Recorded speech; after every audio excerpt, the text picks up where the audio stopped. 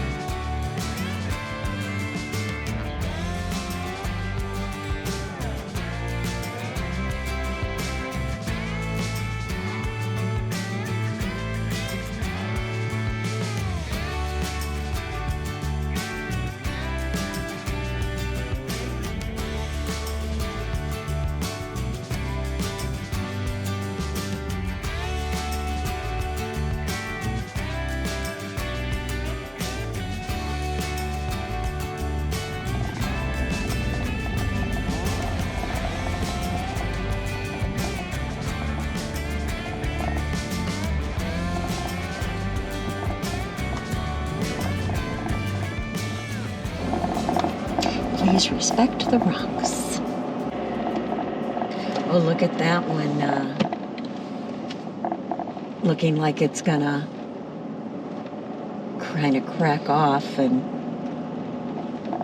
they are eroding, I guess, over time. They're disappearing, they're getting smaller. This is a national natural historical landmark called Monument Rocks. It's also designated as one of the 8 wonders of Kansas. In the previous video, we saw one of the other 8 wonders of Kansas, which was Castle Rock. Like Castle Rock, Monument Rock is on private land, but thankfully the landowner does allow access to view these. Please follow the rules so this amazing site will stay open for many more people to appreciate. A few of these rules include no night visits, no overnight camping, and no drones. We were a little disappointed about that last one. It's been so windy here in Kansas, but this was a nice, calm morning, so we were hoping to fly the drone, but we didn't. We did take a few minutes to make some coffee, though, since we had left so early. We hadn't had any coffee yet this morning. Is the barista shop almost open? No. Is the barista grumpy? You come back later. For mornings like this, when we don't want to break out the stove, we have this electric tea kettle that we just plug into our Anchor power station to heat water. We have a rechargeable bean grinder that we can plug into a USB port right here in the back of the Campanaw, and we use our French press. Okay, I'll go walk around. Both Monument Rocks and Castle Rock are Niobrara chalk formations. They're created due to erosion of a seabed, which was formed over 80 million years ago when this land was covered by water. It was part of the Western Interior Seaway that covered a lot of what is now North America. Niobrara chalk is a type of limestone, and it's really interesting to look close and see the different sedimentary layers. And if you look really close, you can see fossils. Let's go see if the coffee shop is open yet. We're coming to see if the coffee shop's open yet. Still well.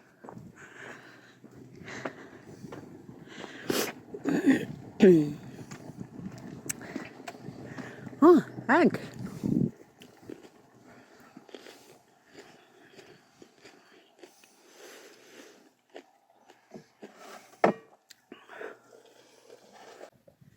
So a little nest up there above the arch. Yes. See if I can get a better shot of that.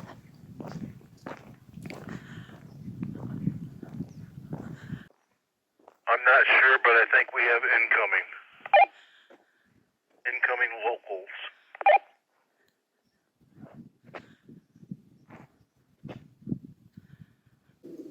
Are you talking about the cows? That one was way over there by the corner. You hear? This way. You hear the There's another one that was walking over this way, like to the road. Right, stop.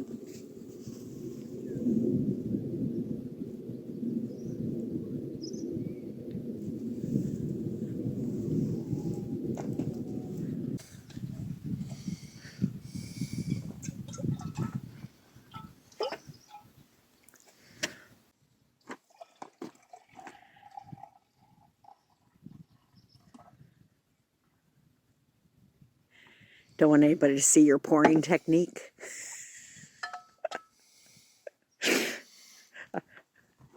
Don't want anybody to see your grody cup. I washed it out last night. The lid, I didn't wash the lid. The lid's kind of gross. Oh, baby.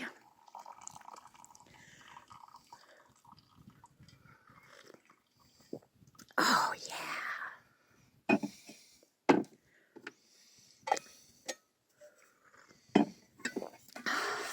That's good. Look at that beautiful sky. These formations are very delicate, very soft, so you're asked not to climb on them or damage them in any way. They're constantly eroding. They get a little bit shorter every year. Out at Castle Rock, there used to be a much taller spire, but it fell in a storm about 10 years ago. Yeah. Got an eye on you. We're watching you. Like some shady characters. Whatever direction you come into Monument Rocks, there's about 6 miles of dirt roads between Monument Rocks and the state highway. What's the sign say? Private property, state, county road.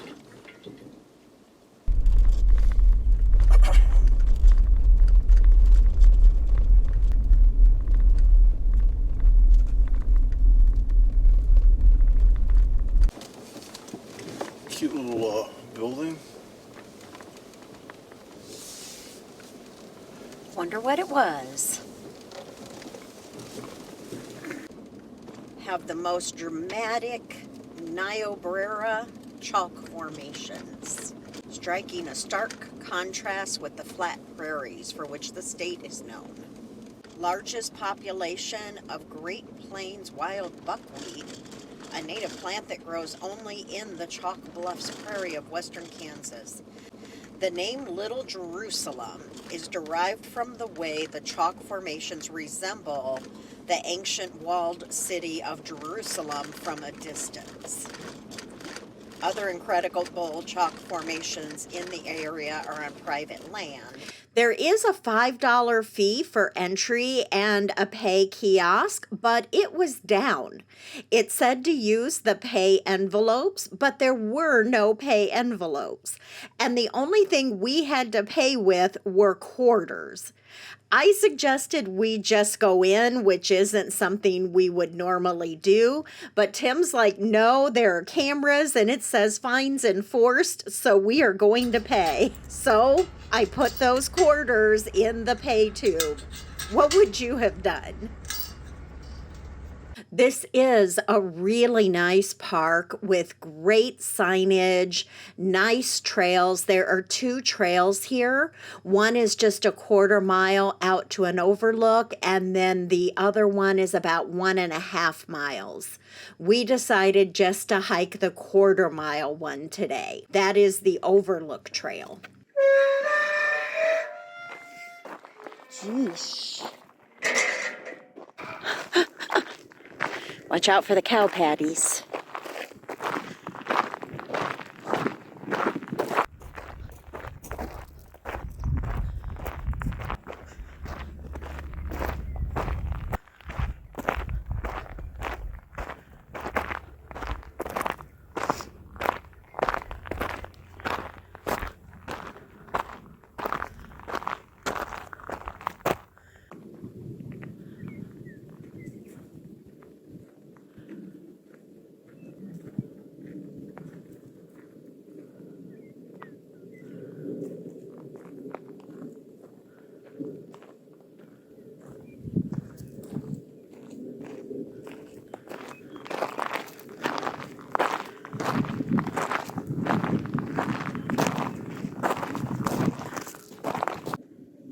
Oh, so it says the ranch house you see in the distance belongs to the McGuire family. It was built in the 1930s, and relatives of the McGuire family still live nearby.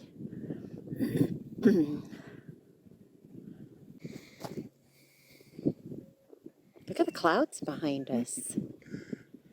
So you could feel, though, so like it's still 40-something degrees and it's breezy.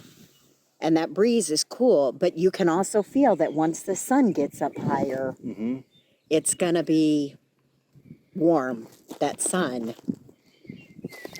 The sun is very warm in Kansas.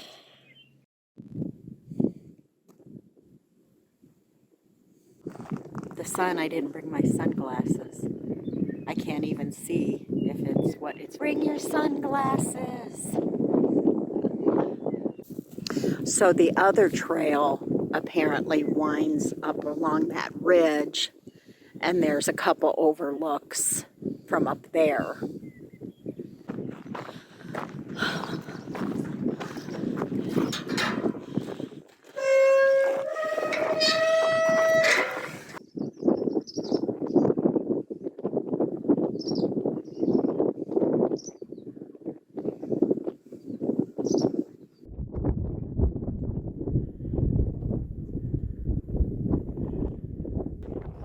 We headed north into the town of Oakley with plans to stop at the Buffalo Bill Cultural Center, but it was closed. So instead, we headed down the street to Casey's, because Casey's has the good ice, and got a few slices of pizza for lunch. And then we decided to find a car wash in town and take a little bit of time to clean some of the dirt off of the truck and the Campanaugh.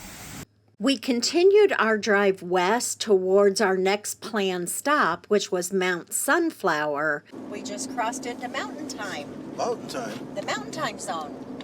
So we gained an extra hour now. We're going to be so mixed up, like what time the sun comes up and goes down. But we got distracted by a sign for a historic cemetery and decided to go check that out. Is this it? Wallace Cemetery, yes it is.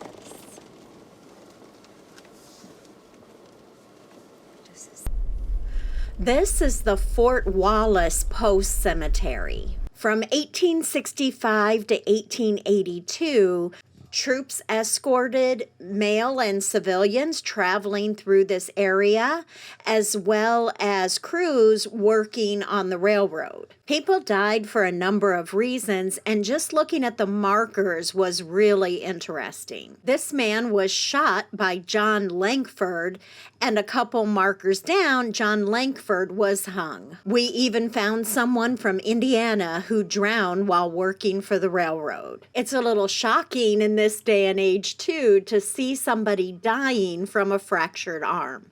A large monument here was erected in 1867 by soldiers of the fort to honor all the soldiers that were lost that year.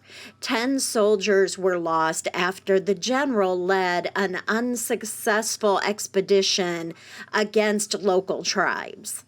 There is a Fort Wallace Museum in the nearby town of Wallace, and there are some RV sites there as well. We got back on track for Mount Sunflower. How much longer on these dirt roads? And after about 20 miles of dirt roads, we finally made it there. Mount Sunflower is the highest point in Kansas, and it's less than a mile from the Colorado state line. Well, we're getting to see some sunflowers. Sunflower art. Mount Sunflower is in the High Plains region of Kansas, but even so, it seemed really strange to us that this was the highest point in Kansas because it is relatively flat compared to out east where there were so many hills and cliffs. Despite the visual appearance, though, Kansas does gain elevation as you head west. There are some cool things to look at here and a register to sign before you leave. Mount Sunflower is now home to a little library. Like many of the other places we visited in Kansas, this is on private property. It was very windy here on this day.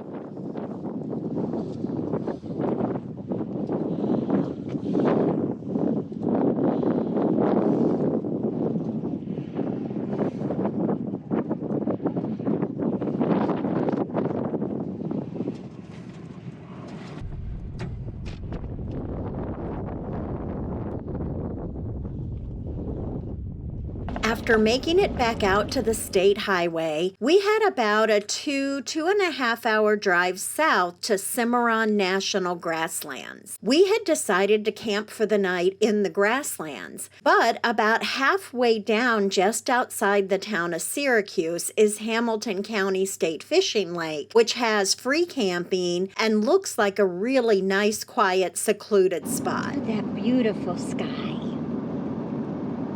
We decided to make one more stop before we headed into the grasslands, and it was about 10 miles outside of the little town of Elkhart. I know it's not.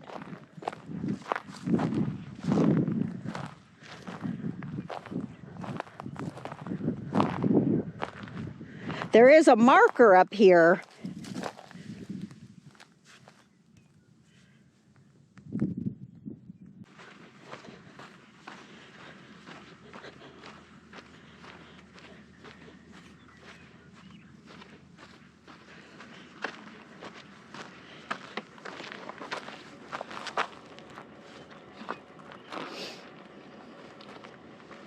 So now I'm in Kansas. Now I'm in Colorado. Now I'm in Oklahoma. You've got a foot in 2 states. And kissing you in another. Let me see what the sign is over here. Oh, 8 Mile Corner. Point of interest in the Cimarron National Grasslands. There is a National Grasslands office in the town of Elkhart where you can stop and get a map for the driving tour. There is also a campground, one of those self-service campgrounds in the town of Elkhart if you'd like to camp there. The water crossing.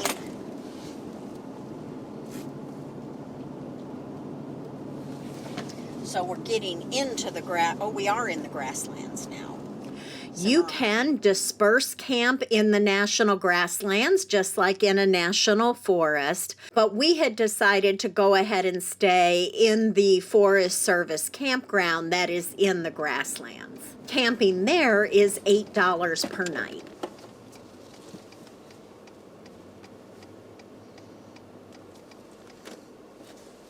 So it's straight ahead. It's, yeah, not there.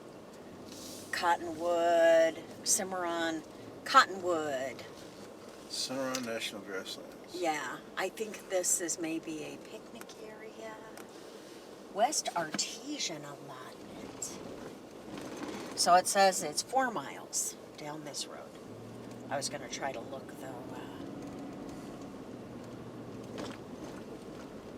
Like if it said, yeah, it's there.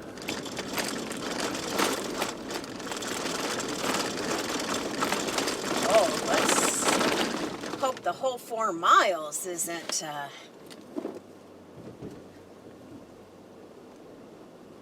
like that, huh? Spoiler alert, it was the whole 4 miles in, and then out the next day were like that. We didn't think at the time to air down our tires even more. I don't know why it didn't occur to us. It was the end of the day, and I think we were tired and hungry. This is Cimarron River Campground in Cimarron National Grasslands.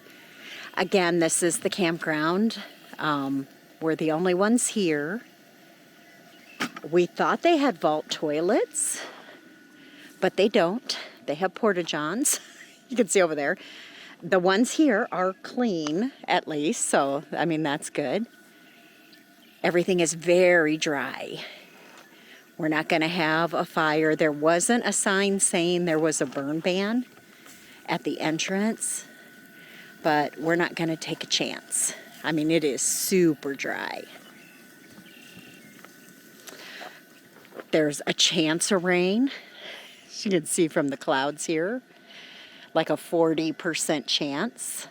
And I guess further north, they're getting like severe storms. But we're just have a chance of rain. Hopefully not, because the roads getting out of here could be very sloppy. So for dinner, again, we're keeping it simple. We're having brats. They're even pre-cooked. We just have to heat them up. And chips. But I am going to try to make s'mores brownies. So I've got the stuff out for that. Mellows are in there. I've got white chocolate, caramel, and semi-sweet. Mess.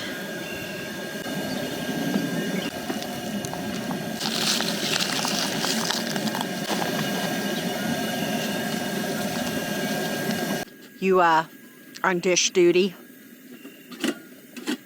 I'm always on duty. You're always on duty? Duty. Some kind of duty I'm in. Usually self-inflicted. A lot of birds up there tweeting.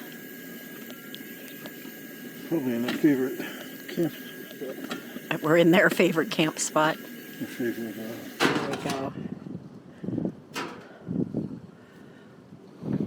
Is that breakfast for the morning? Probably. Because probably neither one of us is hungry right now. And it's windy. It's starting to rain. And sprinkly. And we did get some rain, and the next day would be pretty windy, but the sky the next morning was gorgeous. We hope you enjoyed coming along with us today as we continued our exploration of Kansas. Thank you so much for watching, and we'll see you in the next one.